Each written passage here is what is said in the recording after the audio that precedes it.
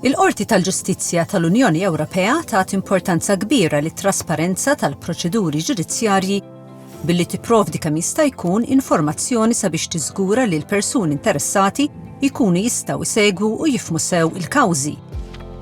L-informazzjoni kollha dwar kawża disponibbli għal pubbliku tinsab fis-sit internet tal-Qorti tal-Ġustizzja. Kif tasal kawża fil-qorti, l-informazzjoni bażika bħall-isem, in-numru tal-kawża u d-data tal-wasla ikunu disponibbli mal-ewwel. B'iktar informazzjoni u dokumenti pubbliċi miżjuda kif tiżvolġi l-kawża. Id-domandi mresqa mill-Qrati Nazzjonali jiġu tradotti fil-lingwi kollha tal-UE u jittellaw fis-sit internet fi ftit ġimgħat. L-osservazzjonijiet tal-partijiet, tal-istati membri u tal-istituzzjonijiet tal-UE f'dawn il-kawżi jiġu ppubblikati kif tinqata' l-kawża jekk l-awtur ma joġġezzjonax. Għal kawżi oħra jiġi ppubblikat sunt qasir tat-talba u tal-argumenti tar-rikorrent.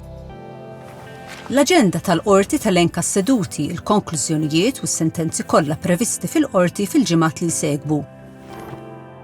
Is-seduti jinżammu f'qorti bil-miftuħ li għalihom jista' jattendi kulħadd u s-seduti l-iktar importanti jixxandru fis-sit internet tal-Qorti tal-Ġustizzja u jinżammu online għal xahar. Is-sentenzi u l-konklużjonijiet tal-Avukati Ġenerali kollha jinqraw f'seduta pubblika u jixxandru dirett fis-sit internet tagħna. Imbagħad jittellgħu online dakinhar stess ħafna minnhom fil-lingwi kollha tal-UE. Għal ċerti kawżi jiġu wkoll ippubblikati stqarrijiet tal-istampa u sunti ta' paġna waħda f'lingwaġġ sempliċi. Dan l-impenn lejn it-trasparenza fl-ikbar numru ta' lingwi possibbli jiżgura li ċ-ċittadini kollha tal-UE jkunu jistgħu jaraw u jifhmu x-xogħol tal-Qorti tal-Ġustizzja.